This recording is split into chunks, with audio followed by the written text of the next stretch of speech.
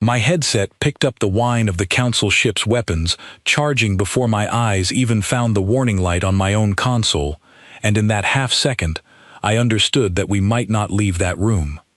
My name is Clara Denton. I served as signals and language officer aboard the Halcyon, and on that day, my only task was to turn alien words into words my own people could understand. I had done that job 100 times before, in quiet trade meetings and small disagreements over mining rights.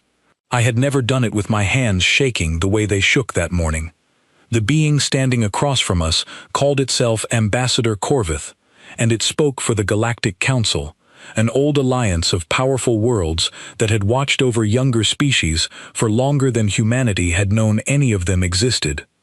Corvith stood taller than any human in the room, thin and pale gray, wrapped in a robe of silver cloth that never moved, even when the floor trembled faintly under the strain of 2 Council fleets holding position just outside our hull.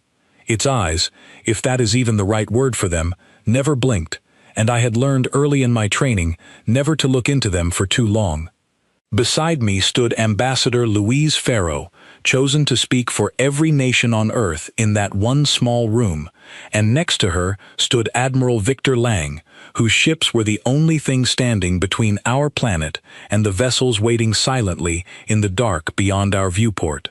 Neither of them looked away from Corvith, even as the air around us seemed to grow colder with every passing second. Around us, the rest of the bridge crew stood frozen at their stations, every one of them watching the exchange unfold with the kind of stillness that comes from understanding exactly how much rested on the next few words spoken in that room. "You have had 40 years to prove yourselves worthy of a seat among us," Corvith said, and I turned the words into English almost before I had time to feel them land. "Instead, you have hidden your research from us. You have refused to disarm your colonies. You have grown proud in a very short time." Farrow did not blink. "We have grown careful. There is a difference." "There is no difference to us," Corvith answered. "You will surrender your faster-than-light research to the Council within 1 day. You will disarm every colony beyond your home system. You will accept a Council overseer on every world you claim. Refuse, and you will be corrected." The word correction did not need much translation. I had studied enough old Council records during my training to know exactly what it meant for other species who had once said no to a demand like this one. It never meant a warning shot or a simple show of force. It meant an ending, carried out so quietly and so completely that the rest of the galaxy would still call it mercy. Lang's jaw tightened, but his voice never wavered. "Earth has never asked the Council for permission to defend itself, and we are not going to start today. Every government on our planet agrees on that. For the first time in our history, we stand as one voice on this." For a long moment, nobody in that room breathed. I watched the small light on Corvith's collar, a device that tracked the mood of every Council delegate, shift from a pale, steady blue to a deep, simmering red. I had seen that color once before, in a training file, right next to a warning that told translators to leave the room the instant it appeared. I did not leave the room. None of us did. Beside me, Farrow's hand had curled into a fist at her side, hidden carefully behind the fold of her jacket, where only I could see it. Lang had not moved at all, his eyes fixed on Corvith with the flat, patient stillness of a man who had spent 30 years learning not to flinch in front of an enemy, even one he could not yet name. Outside, past the wide viewport behind Corvith, 3 Council warships began to turn, slow and unhurried, the way a predator turns when it already knows it has won. My headset caught the whisper of energy gathering somewhere deep inside their hulls, a low sound like the galaxy itself clearing its throat before it spoke. "You will not be given a second warning," Corvith said, and even through the translation software, I heard something close to sadness in it, as if the ambassador had done this same thing to other species before, and already knew exactly how the story would end. I opened my mouth to translate that final sentence for Farrow, and I never finished the word. The light changed first. Every screen on the bridge flickered at the same instant, one single heartbeat of static, and then steadied again, as if nothing at all had happened. But something had happened, because when I looked back toward the center of the room, Ambassador Corvith was simply gone. Not thrown back, not struck down, gone. The way a word disappears the moment you stop saying it, the way a candle flame is no longer there once it goes out. The floor where Corvith had been standing held nothing at all, not even a mark, because Corvith had never needed a chair, and now there was only empty space and the quiet hum of the halcyon around us. Someone behind me made a sound that was not quite a word. I turned toward the viewport in time to see the 3 warships that had been slowly turning to face us only a moment earlier simply stop existing. There was no flash of light bright enough to hurt your eyes. There was no debris tumbling out into the dark the way broken metal should tumble. 1 second the ships filled the window, huge and gray and certain of themselves. The next second there was only clean, steady starlight, exactly where a fleet had been floating. "Report," Admiral Lang said, and his voice cracked slightly on that single word, the only sign that he was as shaken as the rest of us. A young officer at the sensor station answered in barely more than a whisper, as if speaking any louder might somehow call the ships back. "Sir, I have nothing. No wreckage, no radiation spike, no drive signature of any kind. According to every sensor on this ship, those vessels were never here at all." "They were here," I said, before I could stop myself. "I was translating for one of them 30 seconds ago." Pharaoh turned toward me, her face pale but composed, wearing the same steady expression she probably used through every difficult negotiation of her long career. "Lieutenant, tell me exactly what the ambassador said, in the last moment before this happened." I tried to answer her right away, and found that my voice did not want to cooperate at first. I pressed my palm flat against the console to steady myself and replayed the last few seconds in my mind, the way I had been trained to do with any transmission that mattered. "Corvith said we would not get a second warning," I told her, but there was something else underneath the words. It sounded almost like regret, like this had already happened before, somewhere else, to someone else, and the ambassador already knew how it would end for us too. Lang was already moving toward the command chair, pulling up every external sensor the Halcyon carried. Around the bridge, every officer was doing the same at their own station, fingers moving fast over their controls, voices low as they tried to make sense of instruments that seemed to be refusing to make sense of anything at all. "Scan the entire system," Lang ordered. "All of it. I want to know if there is a single Council ship left anywhere near Earth." The answer came back within minutes, and it did nothing to calm the room. Every Council vessel that had been within 100 million kilometers of our planet, every escort ship, every shuttle, every delegate aboard every one of them had vanished in that exact same instant. Not just the 3 warships beyond our viewport. All of them. Gone as completely and as silently as a breath finally let go after being held too long. I stood at my station and stared at the empty space on the display, where an entire armada had been only a few heartbeats earlier, and I felt something settle into my chest that was colder than fear. Fear, at least, comes from understanding a threat clearly enough to be afraid of it. This was something else entirely. This was the sudden, total absence of an enemy that had, only moments before, been powerful enough to end my planet without much effort at all. Lang ordered every channel we had opened at once, hailing the Council relay station out at the far edge of our system, hailing the nearest allied world, hailing anyone at all who might explain what we had just watched happen in front of us. For a long stretch of minutes, every channel answered with the same flat, empty static, the sound of a line left open with nobody left on the other end to speak into it. I sat with my headset pressed tight against my ear, cycling through frequency after frequency, listening to nothing but the low static hiss of empty space answering back. It was the kind of silence that made you want to say something out loud, just to prove your own voice still worked. Then, just as I began to wonder if every signal in the galaxy had gone quiet at once, a single broken transmission crackled through from a small Drenai trade station 2 systems away. The voice on it was fast and frightened, speaking a dialect I only half understood, repeating the same short phrase over and over before the signal cut out completely.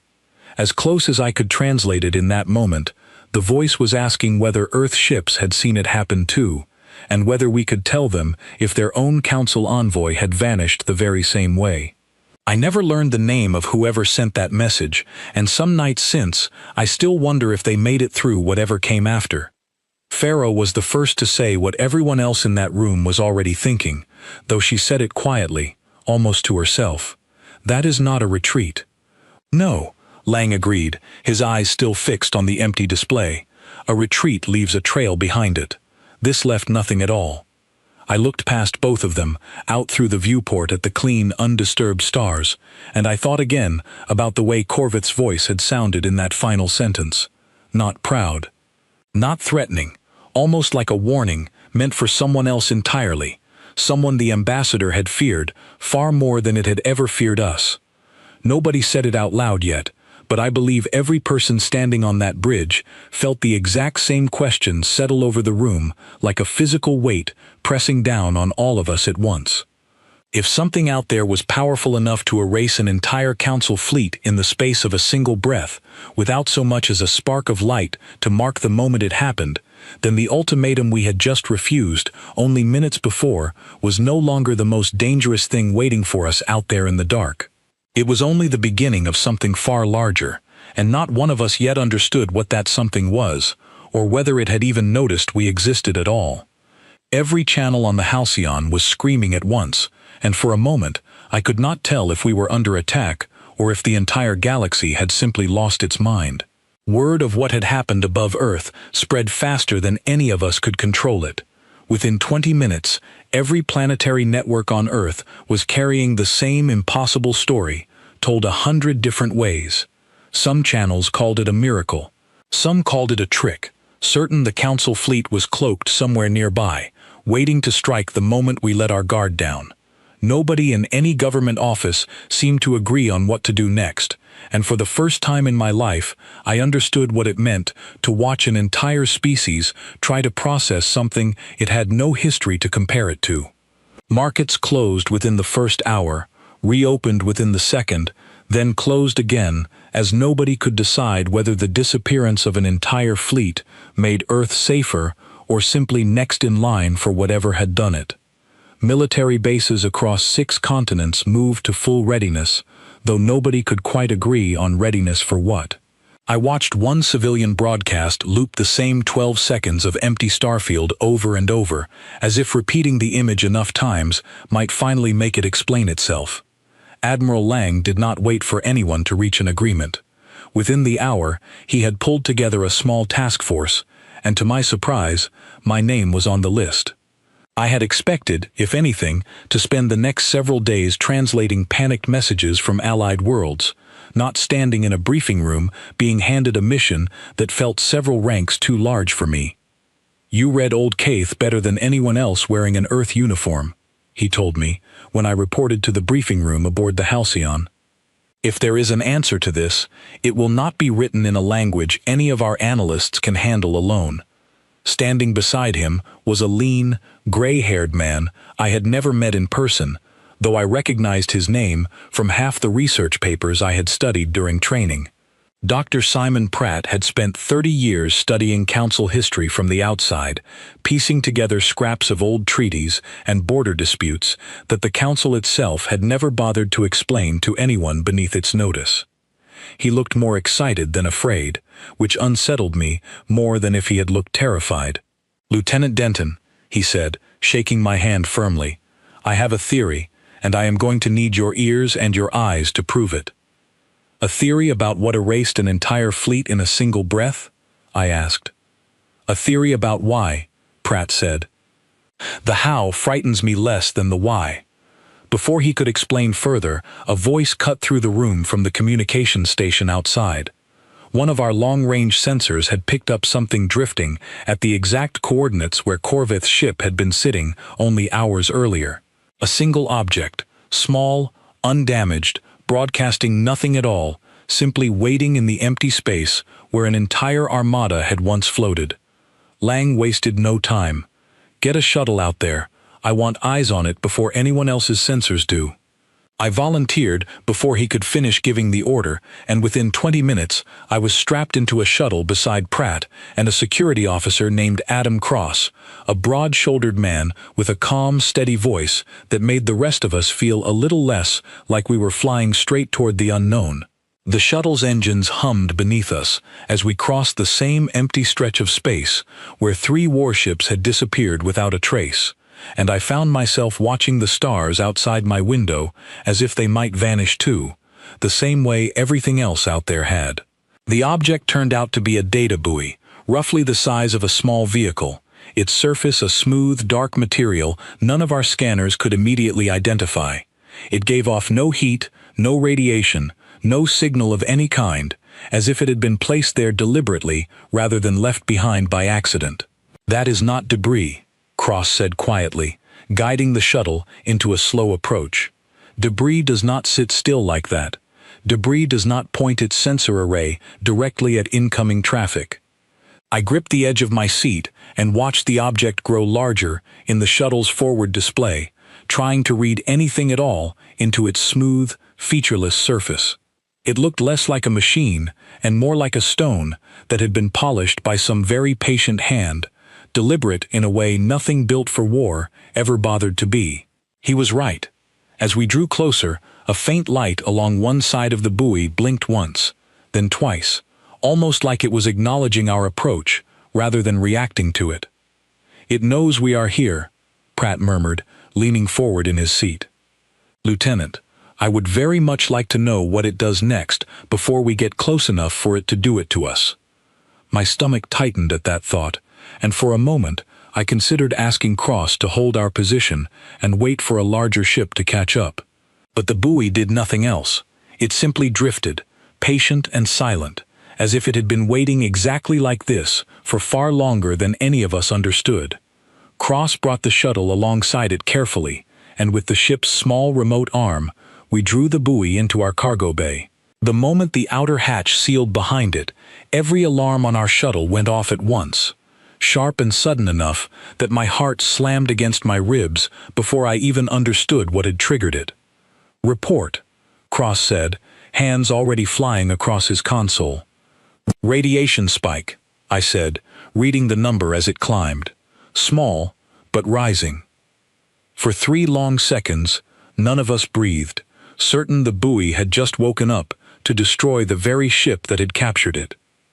Then, as quickly as it had risen, the reading dropped back to nothing, and a soft mechanical hum settled into the cargo bay behind us, steady and calm, like a machine simply switching from sleep into something closer to waking. "It was scanning us," Pratt said, letting out a slow breath. "Not attacking, scanning." We brought it aboard the Halcyon under full containment protocol, and it took our engineering teams another 6 hours to confirm that whatever the buoy was, it carried no weapon, no explosive charge, nothing built to cause harm. What it did carry was data, locked behind old Council encryption that our systems could not break through conventional means. Our best cryptography officers tried every approach they had, running the buoy's encryption against every known Council cipher on record, and every attempt failed within seconds, as if the lock itself were laughing quietly at our efforts.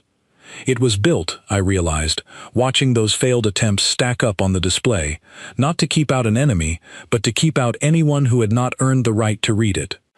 Pratt could not crack the encryption either, not entirely, but he recognized enough of the old Council formatting to isolate a single readable fragment, written in a script only a handful of humans had ever learned to read fluently.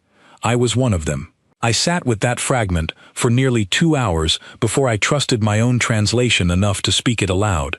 The words themselves were simple, almost like the opening lines of a much longer record, but the meaning underneath them settled into the room like a drop in temperature. "It says, as close as I can translate it, that the Council was warned," I told Lang, Pratt, and Farrow, who had joined us by then through a secure video link from Earth.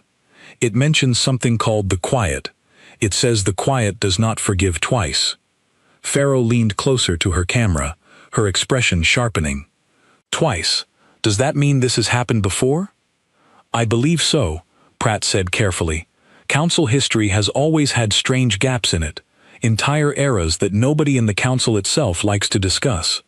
I always assumed those gaps were simply lost records. I am beginning to think they were deliberately left empty. Empty how? Lang asked. Emptied the way that fleet outside our window was emptied, Pratt said.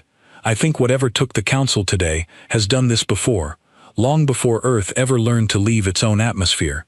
I think the Council has spent its entire history trying to make sure it never happened again. The fragment ended there, cut off mid-sentence, in a way that felt less like damage and more like the recording itself had simply stopped mattering the moment its makers vanished. Whatever the rest of that record might have said, it was not sitting inside a data buoy, floating quietly in the dark near Earth. If it existed anywhere at all, it existed on Caith Prime, the ancient homeworld of the species that had founded the Council in the first place, a world no human being had ever been permitted to visit in the entire history of contact between our species. I had read about that restriction during my very first year of training, one line buried in a much longer briefing on Council protocol, listed alongside a dozen other rules nobody expected humans to ever need to break. Caith Prime was closed to outsiders, the file said, by the Council's own oldest law, older even than the rule against threatening a species that stood fully united. I remember thinking, at the time, that it read less like a law and more like something learned the hard way. Lang did not hesitate for long. Pharaoh, I need Council access codes for Caith Prime, and I need them before anyone else out there decides to get there first. You will have them within the hour, Pharaoh said. Victor, if this is as large as it sounds, we cannot simply investigate quietly. Every species that once answered to the Council is going to be watching what Earth does next. The Halcyon left Earth's orbit 11 hours later, carrying a crew far smaller than the ship was built for. Lang stayed behind to manage the growing unrest on Earth's own surface, where half the planet wanted to celebrate a victory nobody had actually won, and the other half wanted to arm every colony in our system before whatever had erased the Council decided to notice us next. Pharaoh stayed as well, already fielding calls from allied worlds asking Earth for guidance we did not yet have any right to give. Command of the mission fell to Cross, who assembled a security detail of 6 before we left dock, each of them quiet and steady in the way soldiers become once they understand that whatever waits for them cannot be solved with force alone. Cross found me in the corridor outside the armory the evening before we left, checking a rifle he almost certainly hoped he would never need to fire. "You planning on doing all the talking down there?" he asked, not quite joking. "Because I do not have a single weapon in this locker built to argue with something that erases fleets without leaving a mark." I told him I hoped it would not come to that. He nodded slowly, set the rifle back in its case, and said that hoping was about all any of us had left to work with. Pratt spent most of the 3-day journey buried in old star charts, trying to piece together everything Council records had ever let slip about Caith Prime, a world so old that even its own name predated most written history in our part of the galaxy. The Caith built the first version of the Council almost 9,000 years ago, he told me one evening, as we sat together in the observation deck, watching the stars stretch and blur around us. Every record I have ever found describes them as careful, almost to the point of fear.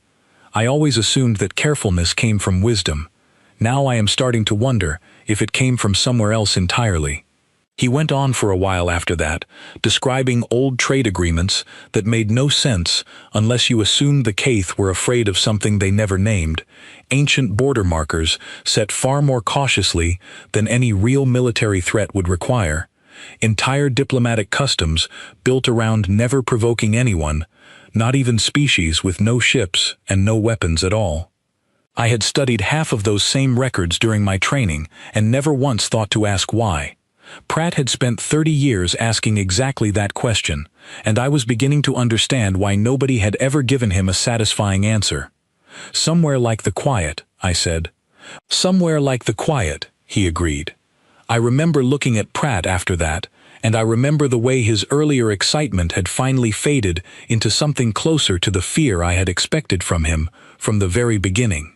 "Lieutenant," he said quietly, "I hope your old Kaith is as good as your file says it is, because I think we are about to walk into the one place in this galaxy that might actually have an answer, and I do not think we are going to enjoy hearing it." I did not sleep much during that final night before our arrival. I stood at the viewport in my quarters instead, watching the stars slide past, unable to stop thinking about how close Earth had come to losing everything only days earlier. Somewhere out past the edge of our system, an empty data buoy had just told us that this was not new, that somewhere in the depths of Council history, this same silence had fallen before. I did not know yet what waited for us on Kaith Prime. I only knew that whatever it was, it had already erased an entire fleet without leaving so much as a scorch mark behind, and we were flying straight toward its front door, carrying nothing more than a handful of curious scientists, a small security detail, and a single lieutenant whose only real weapon was a language nobody else on this ship could read.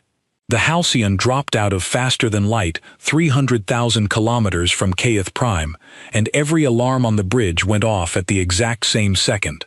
For a moment, the sound alone was enough to make my whole body go rigid in my seat, my mind flashing straight back to the bridge of the Halcyon days earlier, to the instant before an entire fleet had vanished in front of me.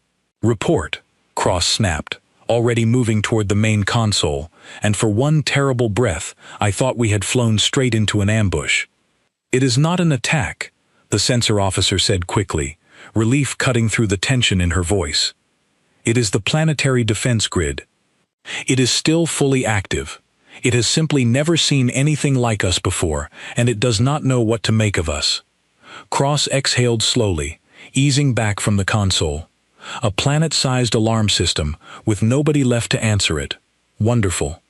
Nobody laughed, though I think he meant it to help. We held position at the very edge of Kaith Prime's detection range, while Pratt worked frantically to isolate an old Council transponder code buried deep in the buoy's recovered data, something that might let us cross into orbit without the entire planetary defense network deciding we were a threat worth answering.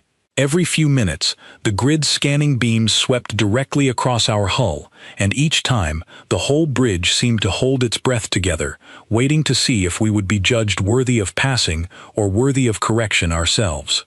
I found myself watching the countdown on Pratt's console rather than the beams themselves, as if refusing to look directly at the grid might somehow keep it from looking directly at us. It took Pratt nearly 40 minutes to get it right. 40 minutes during which nobody on that bridge spoke above a whisper, as if raising our voices might be enough to trigger whatever waited below. When the code finally slipped through, and the defense grid's warning lights along our display faded from red to a dull, watchful amber, Cross allowed himself one long breath before ordering us forward into orbit. Nothing prepared me for what Kaith Prime looked like from above. It was beautiful. In the aching, wrong way that beautiful things become when you learn something terrible is hiding underneath them. Entire continents glittered with light, cities laid out in patterns too perfect and too vast for any species to have built by accident. Orbital stations turned in slow, steady circles exactly where they were meant to be. Transit ships moved along fixed paths between platforms, right on schedule, exactly as they must have been doing for longer than human civilization had existed. And nowhere, on any scanner we had, was there a single living thing. No biological signatures anywhere on the surface, the sensor officer reported, her voice tight and careful. None in orbit either. The lights are on. The transit systems are running. There is simply nobody here to use any of it. Define nobody, Cross said quietly. Nobody hiding, or nobody left. The sensor officer did not have an answer for him, and for a long moment, neither did the rest of us. Pratt stood very still beside me, staring at the display the way a person stares at a photograph of someone they have just been told is gone. "It is not damaged," he said quietly. "It is not abandoned. It is exactly as it was the moment before whoever lived here stopped existing in it." We took a shuttle down to the capital city with a security detail of 4, cross-leading, Pratt and I close behind him, each of us wearing a full atmospheric suit despite readings showing breathable air, because none of us trusted anything about this place enough to remove a single layer of protection. Walking through that city felt like walking through a memory that refused to end. Personal transports circled empty streets on routes nobody had canceled. A public food hall stood fully lit, its preparation stations still quietly working, plates of half-finished meals sitting untouched on long communal tables, steam still rising from some of them, as if whoever had been eating there had simply stepped away for a moment and never come back. A child's toy, small and softly glowing, rolled in a slow, gentle circle on a walkway, powered by some mechanism that clearly had many years of use left in it, with no child anywhere nearby to chase after it. Further along the main avenue, a wide public square opened up around a tall stone monument, carved with symbols none of us could fully read. Benches ringed a quiet fountain that still ran, water tracing the same slow pattern it must have traced for centuries, catching light from street lamps that had never once been told to switch themselves off. Near the edge of the food hall, a maintenance drone rose silently from its charging port and drifted toward us, its single sensor light sweeping slowly across our suits. Cross stepped in front of Pratt and me without a word, his hand tightening on his sidearm. For 3 long seconds, the drone simply hovered, studying us the way it must have studied every citizen who ever walked through that hall. Then, apparently satisfied that we carried no debris and posed no obstruction, it turned smoothly away and resumed its slow patrol along the same path it had clearly followed for years, as if nothing about 3 armored strangers standing in an empty city struck it as unusual at all. We pressed on past the square, deeper into a district where the buildings grew taller and older, their surfaces carved with the same careful, patient symbols as the monument behind us, as if every structure in this part of the city had been built to last far longer than any single generation of whoever built it. I did not cry, though I wanted to. There was something almost worse than grief in that silence, something closer to the feeling of being watched by a room that has every reason to be angry and none of the ability to say so. "This is not what I expected the quiet to look like," I told Pratt, my voice muffled through my suit speaker. "None of us expected anything," he said. "That fragment on the buoy gave us a name, and nothing else. Whatever the quiet actually is, I do not think anyone alive today has ever truly seen it act, only felt what it leaves behind." The Central Archive stood at the heart of the capital, a tall, curved building of pale stone that seemed to hum faintly, even from the outside, as if the whole structure were quietly alive, in a way none of its former residents currently were. Its main doors opened for us without resistance, sliding aside the moment Cross approached, which unsettled me more than if they had stayed shut. Deeper inside, past several wide chambers filled with silent record terminals, we reached a final sealed door that did not open. Instead, a calm, measured voice spoke from a small panel beside it, in Old Caith, asking us to identify our authorization. Cross tensed immediately, his hand moving toward his sidearm out of pure instinct, though there was nothing in that hallway to aim at. "Wait," I said quickly. "Let me answer it." I stepped closer to the panel and spoke back in the same old dialect, choosing my words as carefully as I had ever chosen anything in my life, drawing on every hour I had ever spent studying council diplomatic protocol. I identified myself not as council personnel, which I was not, but under an ancient guest clause I had once read about in a training file, a clause meant for allied species petitioning the council directly during times of crisis. It was a single formal phrase, rarely used and rarely taught, the kind of line most translators memorized once during training and never expected to speak aloud in their entire career. My voice shook slightly on the second word, though I do not think the system was built to notice things like that. For a long, silent moment, nothing happened, and I became certain I had said something wrong, something that would seal that door forever, or worse. alert some part of the system we did not yet understand. Then the panel's light shifted from red to a soft green, and the door slid open. "How did you know that would work?" Pratt asked, staring at me. "I did not," I admitted. "I only knew it was true."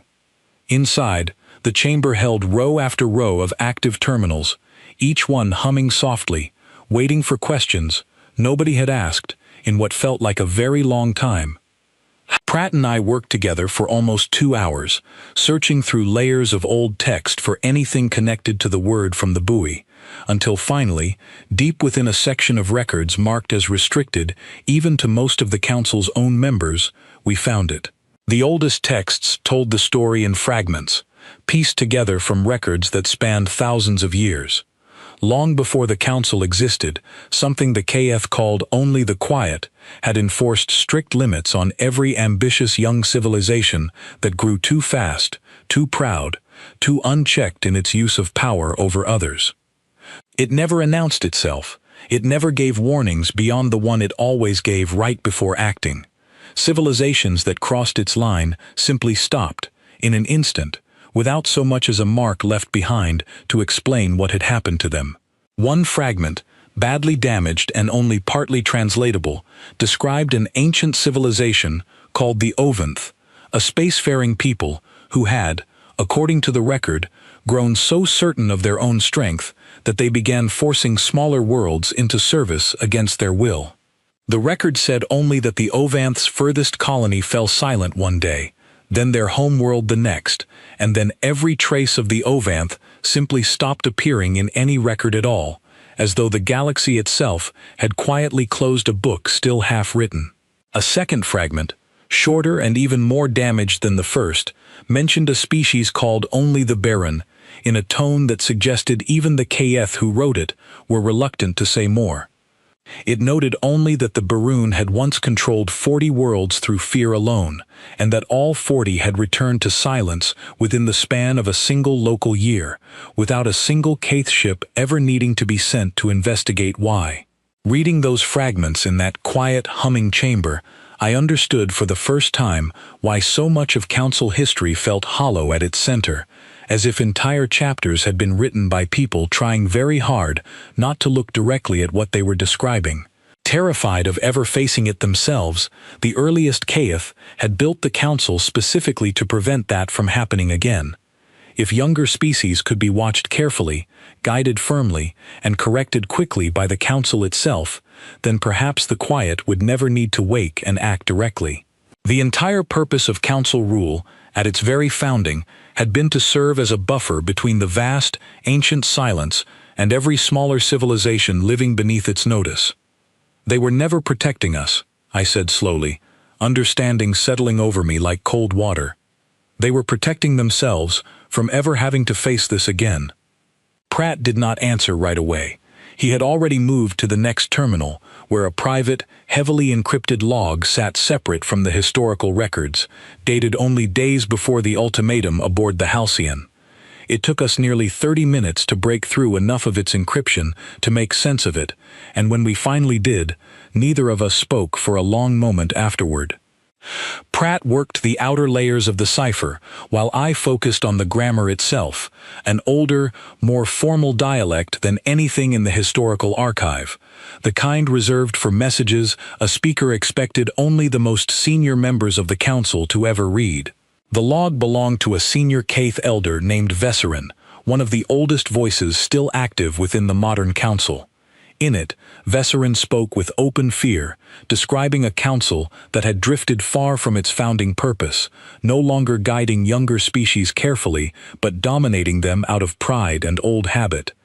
Vesserin spoke directly about Earth, naming it as a rare case, a species standing right at the edge of something the ancient charter called true unity, unity chosen freely rather than forced by outside pressure. The log warned that threatening a species at that exact threshold was precisely the kind of overreach the old law had always forbidden, precisely the kind of arrogance that had once required the Quiet to act. Vesserin's voice, translated as best I could manage, carried something close to desperation in its final lines. The elder wrote that the modern council had convinced itself that strength alone made its judgment righteous, forgetting that the very first accord had been written by leaders who feared their own power more than they feared any rival. Vesserin begged whoever might read the log to delay the ultimatum against Earth, to review the charter one final time before acting, to remember that the quiet had never once needed a warning before ending a council that forgot its place. The recording ended abruptly, mid-sentence, as if Vesserin had simply run out of time to finish sending the warning to anyone who might have listened. They knew, I whispered. Someone in the council actually knew, and they were too late, or nobody wanted to hear it. Before either of us could say anything else, the terminals around us dimmed all at once, and the calm voice from the outer door returned, this time speaking through every panel in the chamber, informing us in Old Caith that our access period had ended and that the archive's outer systems were returning to standard planetary defense protocol. Cross did not wait to ask what that meant. Everybody out, now. We moved fast through corridors that had felt merely eerie on the way in and felt actively dangerous on the way out. Every closed door along our path, suddenly a question none of us had time to ask. Twice, panels along the walls flickered from green to a warning amber as we passed, though none of them sealed in time to stop us. We ran back through the silent halls of that archive, past record terminals still humming quietly behind us, out into a city that had not changed at all in our absence, still lit, still moving, still utterly empty. Behind us, the defense grid lights along the horizon shifted from their dull, watchful amber back toward a brighter, more alert shade, as if the planet itself were slowly waking up to notice we were still there. We made it back to the Halcyon and broke orbit before that light finished its shift, and nobody on that ship relaxed until Caith Prime had shrunk down to a single point of light behind us. Cross was the first to break the silence once we were clear. Do we send this to the Admiral now, or do we wait until we have made sense of all of it ourselves? We send it now, I said.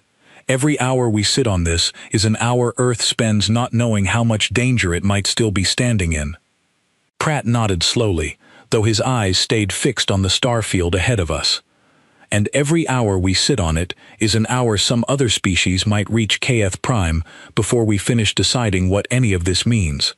I do not think we have the luxury of caution anymore.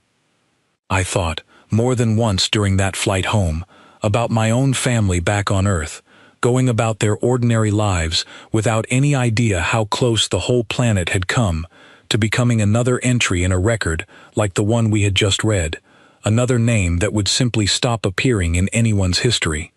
I thought about how easily we might have been the Oventh if we had been arrogant instead of careful, if our unity had come from conquest instead of choice. I thought, too, about Vesserin, an elder I would never meet, who had spent what were likely the final hours of a very long life trying to warn a council that no longer wanted to be warned. I hoped, somewhat foolishly, that wherever the quiet had taken the rest of the council, it had at least recognized the difference between those who broke the old promise and the one voice that had tried, right until the end, to keep it.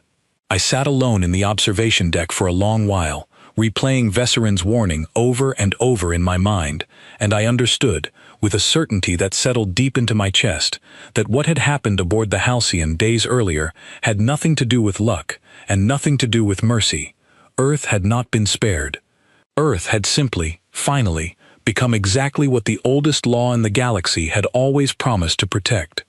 The only question left was whether the rest of the galaxy would ever believe that, or whether they would look at an empty council homeworld and see only a vacancy waiting to be filled by whoever moved fastest to claim it.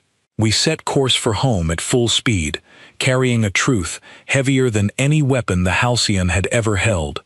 We dropped out of faster than light at the edge of our own system, and the first thing I saw on the display was 3 unfamiliar ships already crossing into Earth's outer detection ring.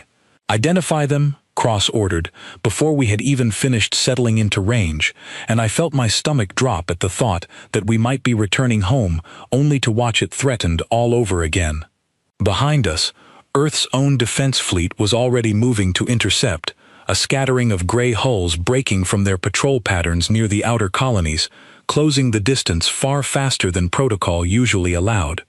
I had never seen that many of our own ships move at once, outside of a drill, and the sight of it, more than anything the Vecker ships did in the minutes that followed, made the danger feel suddenly, completely real. The ships did not match any Council design Pratt or I recognized, sharp-angled and dark-hulled, moving with a confidence that suggested they expected nobody to challenge them. Their hull markings, once Pratt enhanced the image on our display, showed row after row of small notches cut into the metal itself, each one representing, as Pratt guessed correctly later, a completed correction carried out somewhere on the Council's behalf. Within seconds, a tight, urgent channel opened from Earth Command, and Admiral Lang's voice came through, tired and sharp at the same time. "Good timing," he said, without any greeting at all. "We have a situation." He filled us in fast. Word of the Council's disappearance had spread across the galaxy far quicker than anyone on Earth had expected, and not every species that heard it had reacted with caution. These 3 ships belonged to the Vicar, a species that had served for centuries as the Council's most trusted enforcers, the ones who carried out corrections whenever the Council itself preferred to keep its own hands clean. With the Council gone, the Vicar had apparently decided someone needed to take its place, and they seemed to believe that someone should be them. "They are not attacking yet," Lang said. "They are testing us, seeing how we react, seeing if we are as unprotected as they hope, or as dangerous as they fear." "Sir," I said, "we found something on Kth Prime that might change how this conversation goes." I gave him the short version as fast as I could manage, watching his expression shift from exhaustion into something sharper as I explained the first accord, the ancient law protecting any species that reached genuine, uncoerced unity, and Vesseren's warning naming Earth directly.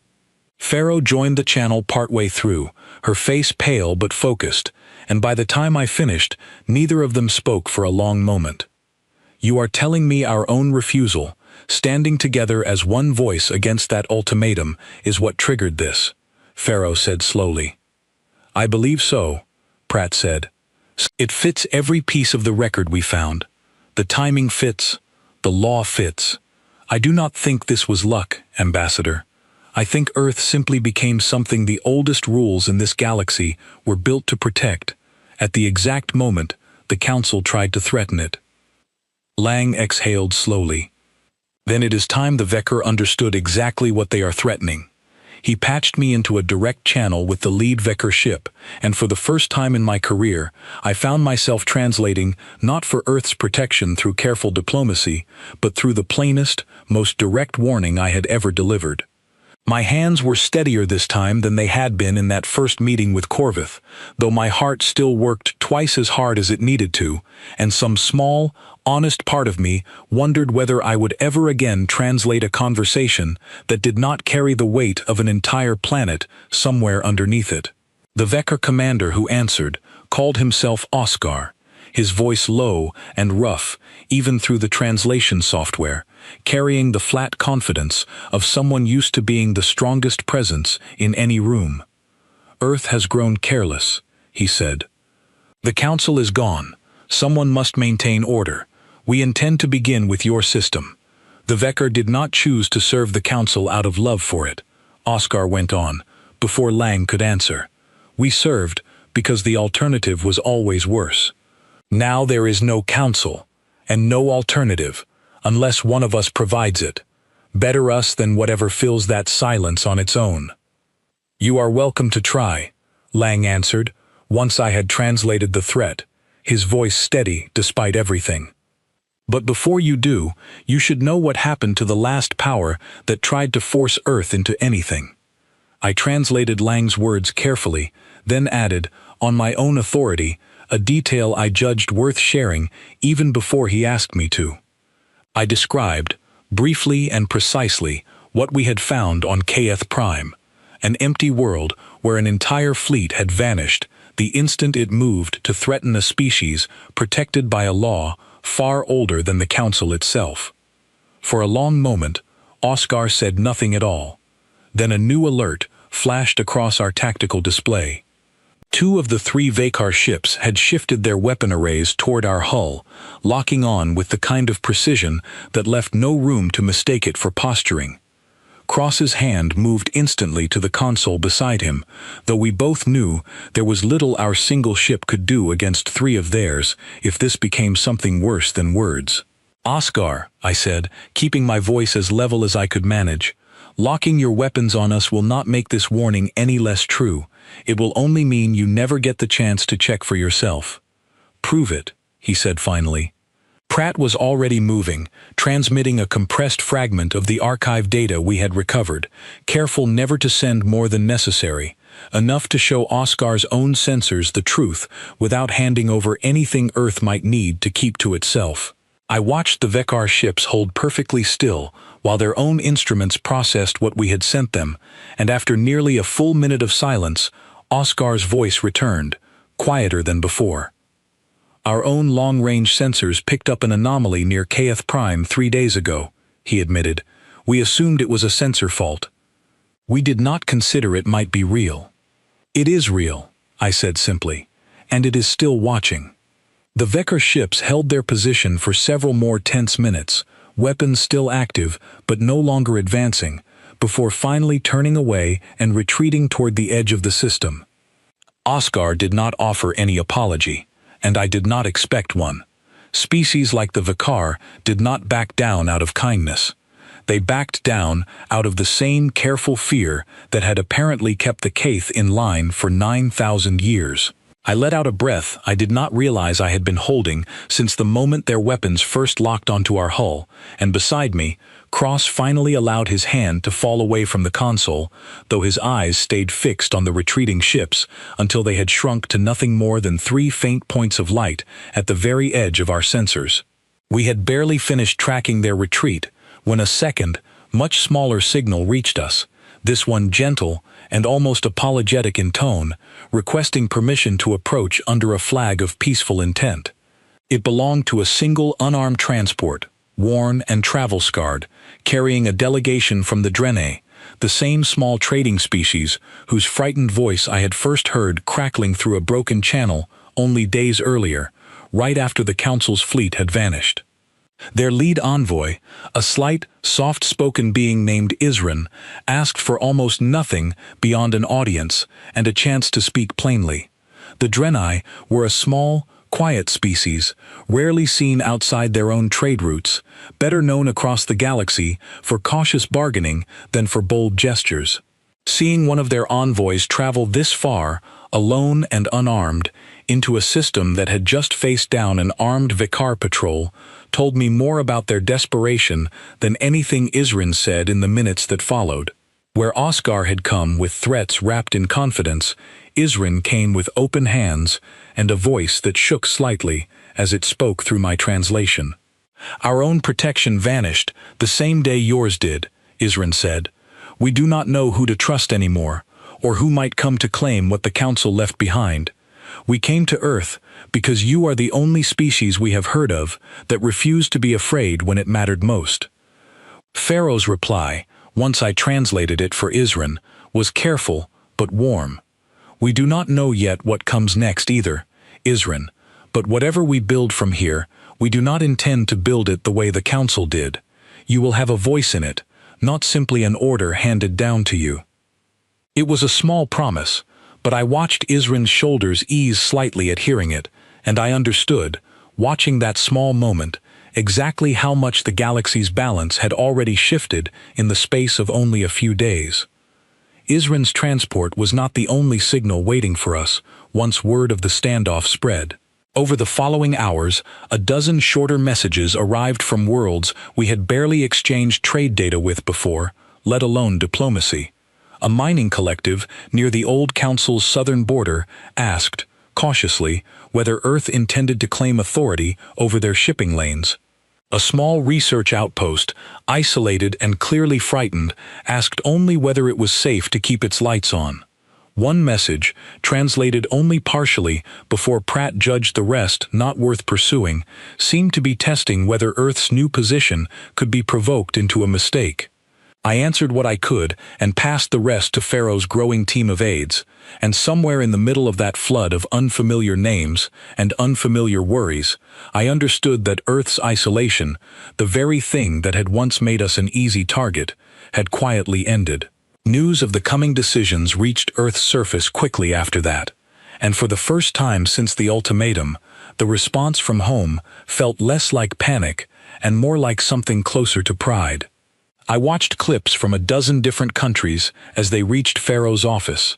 Ordinary people gathering in public spaces, watching the story unfold on shared screens, no longer arguing about whether we deserve to survive, but asking instead what kind of galaxy Earth intended to help build now that it had the chance.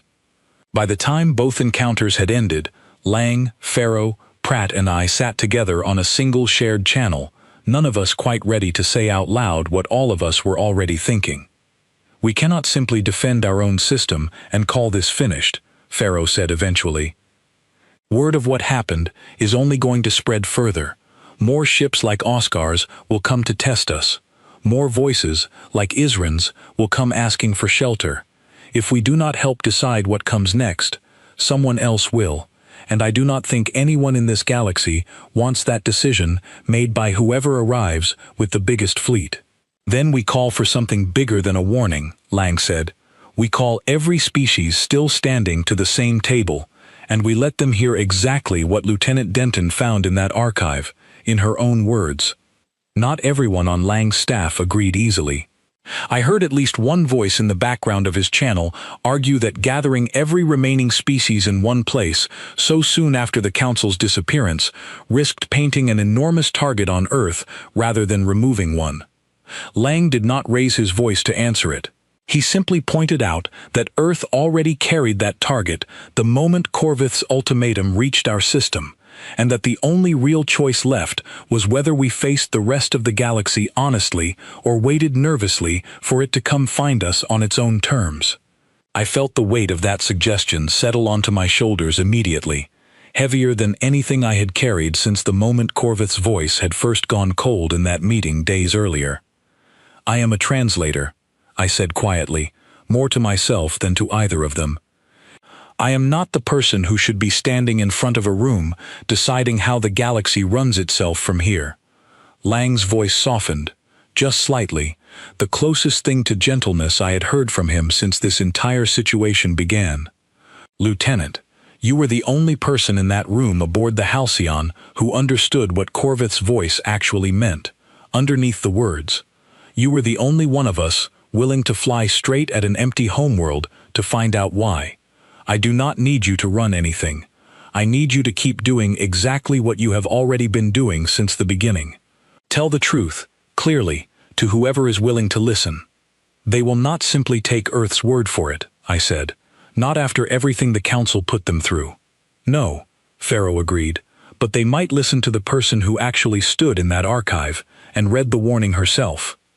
I looked out at the stars beyond the viewport, Earth turning quietly below us, safe for now, and I understood that whatever role I had imagined for myself when I first put on this uniform, translating trade disputes and small disagreements over mining rights, that role no longer existed.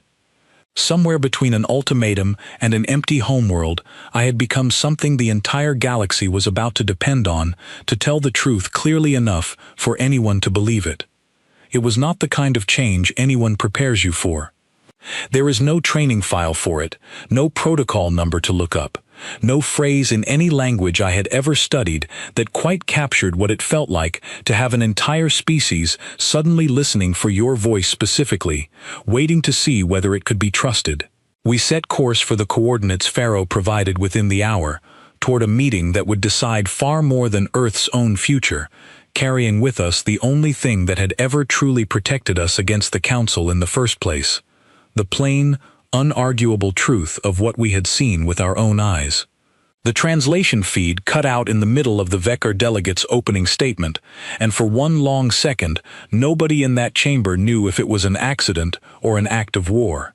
We had arrived only hours earlier, Pharaoh's delegation moving fast once the invitations went out, faster than protocol usually allowed for a gathering of this size. There had been no time to prepare speeches, only time to prepare the truth as carefully as we could and hope it held up under the kind of scrutiny an audience like this one was bound to provide. The station itself had been built long before any of us arrived, its wide corridors sized for a dozen different body types, its air carrying the faint mineral scent of environmental systems built to satisfy species with very different definitions of comfortable. I walked through it, feeling smaller than I had felt in a very long time.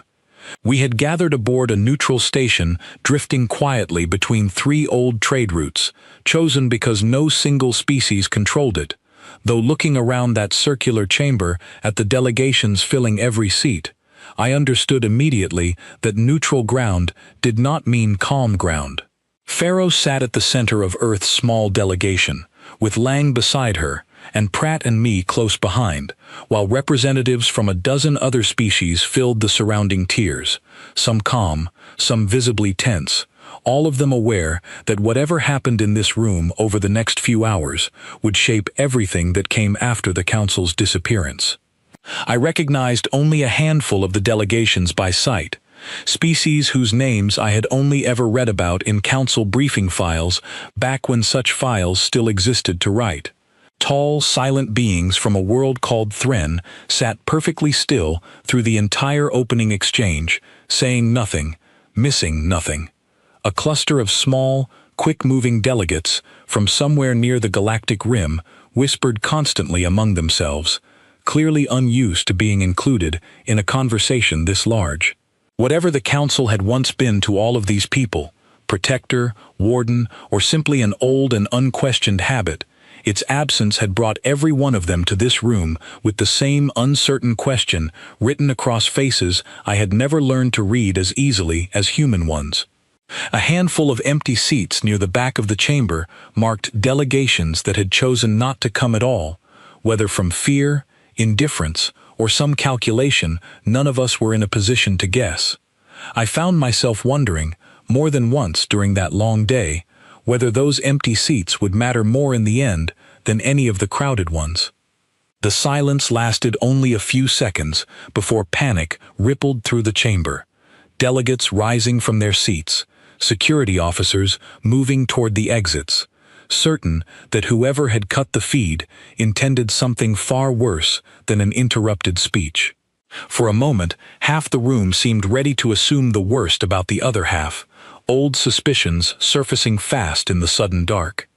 I heard at least 3 different languages raise into open alarm before our own translation equipment even had a chance to make sense of any of them. Cross, who had insisted on joining Earth's delegation as security, despite Lang's private reservations about pulling him away from fleet duties, moved instinctively to place himself between Pharaoh and the nearest exit, one hand raised toward the rest of our small party in a silent order to stay low and stay calm. "It is not an attack," Pratt said quickly, already bent over a portable console Earth's own technical team had brought aboard. "Someone has rerouted the translation network, deliberately. It took him only a few minutes to trace the interference back to its source, a small, hidden relay installed somewhere within the station's own systems, clearly placed there before any of us had even arrived. By the time the feed came back online, restored through Earth's own backup channel, the damage to the room's trust had already been done, and every eye in that chamber turned toward the Vicar delegation with open suspicion. Oscar himself sat among them, and I noticed immediately that his posture had changed since our encounter near Earth days earlier, less certain, more watchful. Beside him sat another Vicar delegate, older and colder in bearing, a senior figure named Korath, who rose now to address the room as if nothing at all had happened. "With the Council gone, order must be restored quickly," Korath said, once the feed had stabilized enough to carry his words. "We propose the Vicar assume temporary command of Council responsibilities, effective immediately, pending further discussion once stability returns." A low murmur ran through the chamber at that, some delegations exchanging uneasy glances, others sitting utterly still in a way that suggested they had expected exactly this move and were simply waiting to see who would object first. A wave of protest rose from several tiers at once, sharpest from the Drenai delegation, where Isran stood immediately, visibly shaking but refusing to sit back down.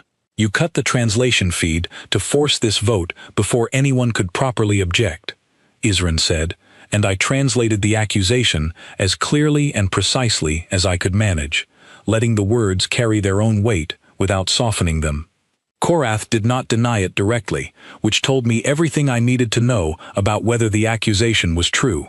Pharaoh rose before the argument could spiral further.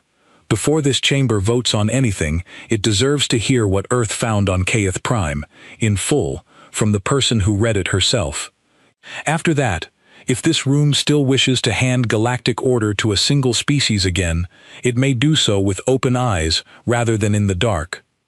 Every gaze in that chamber turned toward me, and for one long, terrifying moment, my voice refused to work at all, the same way it had refused the instant Corvith vanished in front of me days earlier. Then I thought of Vesseran's log, cut off mid-warning, unheard by the very people who might have listened in time, and I found my voice again. I told them everything, as plainly and carefully as I could. I described the ultimatum and the sudden silence that followed it. I described EarthHFY from orbit, beautiful and utterly empty, its lights still burning for nobody. I described the archive, the ancient legend of the Quiet, and the Council's true founding purpose, built not to protect younger species out of kindness, but to protect the Kaeth themselves from ever facing that old silence again. Finally, I described Vesseran's final warning, naming Earth directly, and the ancient law within the ancient First Accord that had, apparently, finally judged the Council unworthy of its own charter. One of the small, quick-moving delegates from the Galactic Rim raised a thin hand partway through, interrupting, despite the clear discomfort of the delegation beside them. "You keep calling it a law," the delegate said, voice high and fast even through translation. "Written by whom? Enforced by whom? We have never seen this accord. We have only ever seen the Council, and the Council never once mentioned any power above its own." "I cannot tell you who first wrote the first accord," I admitted. "The records we found were thousands of years old, and even the Kaeth who kept them treated its origin as something closer to inherited fear than history. What I can tell you is that the Council itself clearly believed in it enough to build an entire structure of government around avoiding it. Nobody builds 9,000 years of careful, fearful policy around a threat they do not believe is real. Earth did not do this to the Council," I finished. "We did not have the power to, and we would not have chosen to if we did. Whatever the Quiet is, it judged the Council by a law the Council itself once wrote, and it found the Council guilty of breaking it." Korath rose again, his voice sharp with disbelief. "A convenient story, Lieutenant Denton, one that leaves your species looking remarkably innocent." "I understand why it sounds convenient," I said, keeping my voice steady despite the way his words landed. "That is exactly why Earth is not asking anyone in this room to simply take our word for it. Every fragment of data we recovered from that buoy and from the archive itself is available for any delegation here to examine independently, with your own technical teams, using your own translators if you do not trust ours. We have nothing to hide, because we have nothing to gain from hiding it."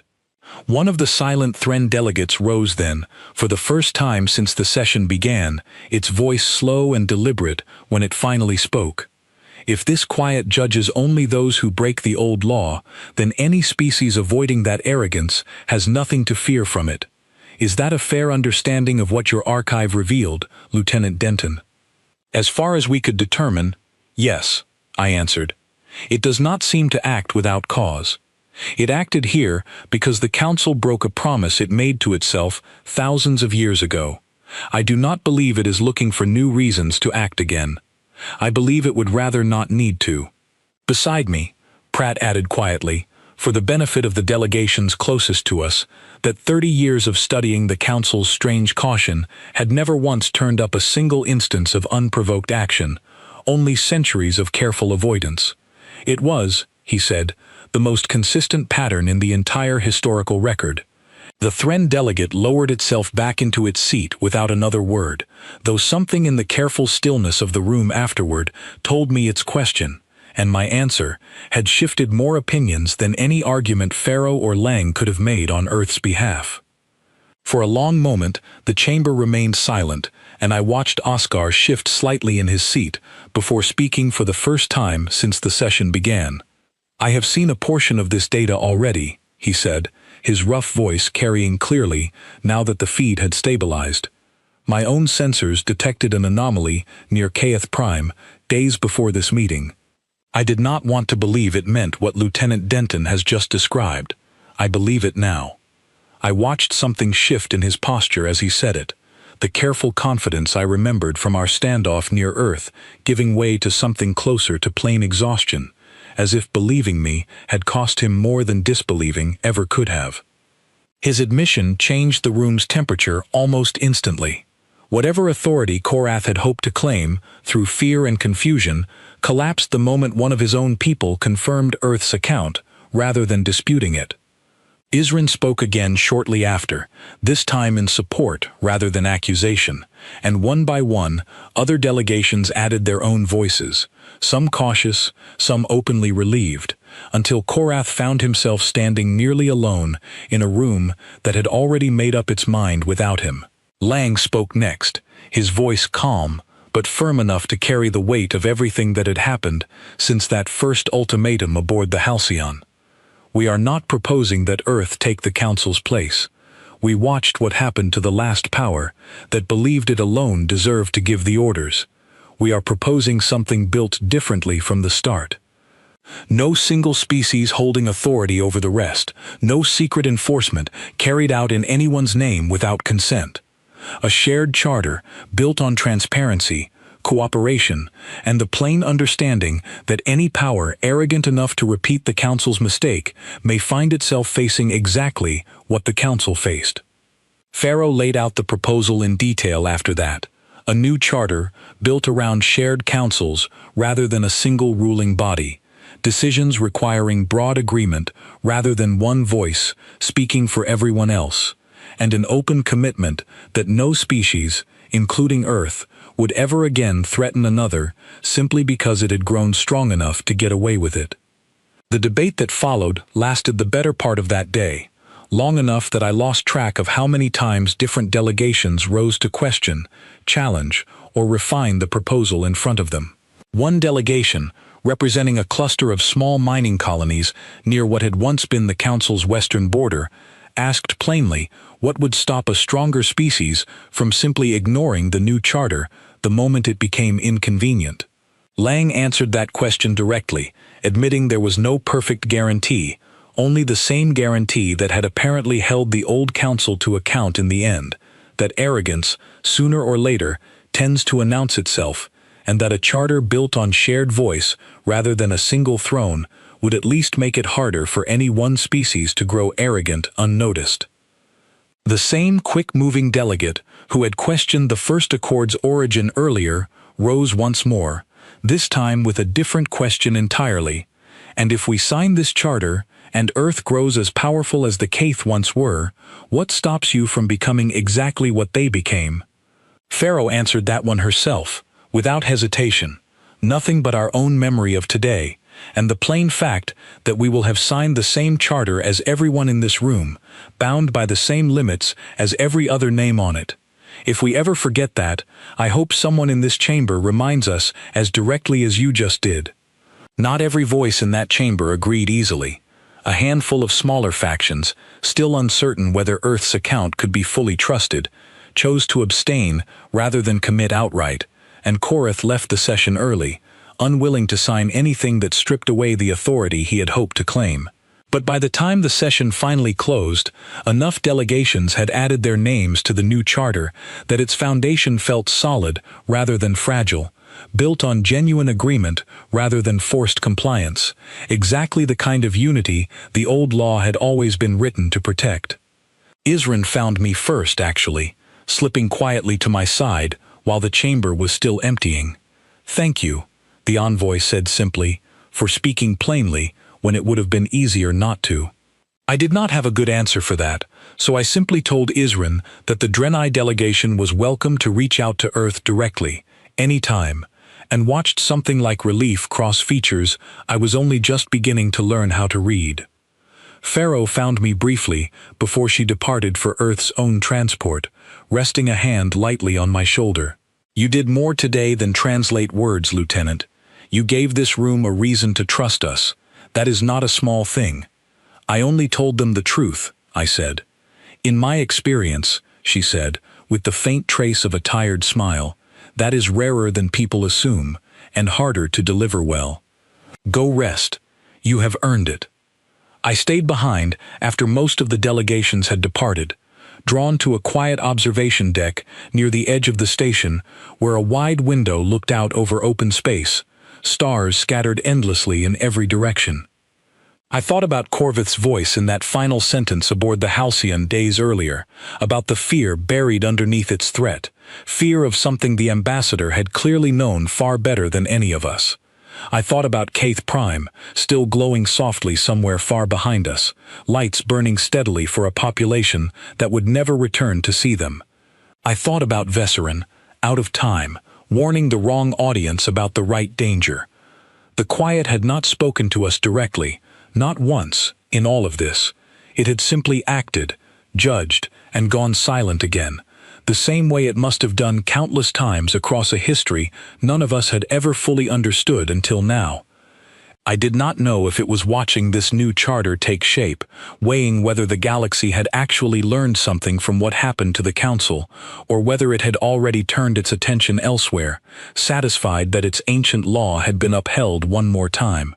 I hoped, standing there with Earth nothing more than a distant point of light I could not even locate among the stars outside that window, that we would never have to find out the answer to that question, the hard way.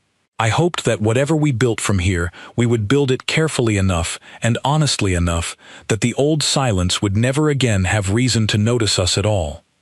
Earth would go home from this station changed, I knew, in ways none of us had chosen and none of us could fully undo. We were no longer simply a young species hoping to avoid the Council's attention. We were, whether we felt ready for it or not, one of the voices the rest of the galaxy would look to when it needed to remember what carefulness actually looked like. I did not know if we would always get that right. I only knew that we finally had the chance to try, in the open, with every other name on that charter, watching to see if we meant it. For the first time since Corvith's voice had gone cold in that room days earlier, I let myself believe, just a little, that we actually might.